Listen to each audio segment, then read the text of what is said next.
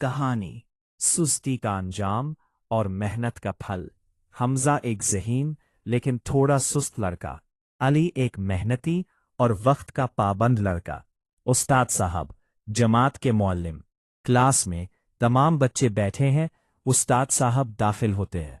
उस्ताद साहब, बच्चों, कल आपका रियाजी का बड़ा इम्तिहान है। जो बच्चा सबसे ज्यादा नंबर लेगा उसे स्कूल की तरफ से एक बेहतरीन इनाम दिया जाएगा। हमजा, दिल में, मैं तो बहुत ज़हीन हूँ, मुझे ज्यादा पढ़ने की जरूरत नहीं।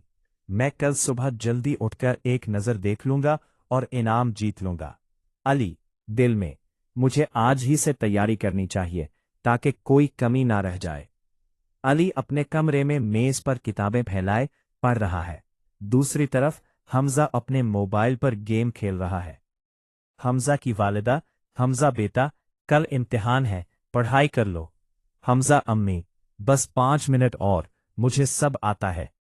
इसी तरह खेलते खेलते रात हो गई और हमजा बगैर पढ़े सो गया।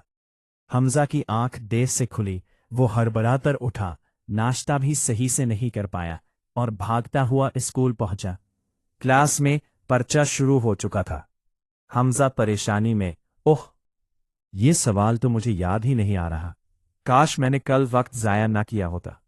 दूसरी तरफ अली इत्मीनान से अपना पर्चा हल कर रहा था, क्योंकि उसने हर सवाल की मशक की थी। उस्ताद साहब क्लास में नतीजा सुनाते हैं। उस्ताद साहब, बच्चों, इस इम्तिहान के फातिह अली है, जिन्होंने पूरे नंबर हासिल किए हैं। पूरी क्लास तालियां बजाती है। अली को इनाम मिलता है, जबकि हमजा अफसुर्दा बैठा होता है।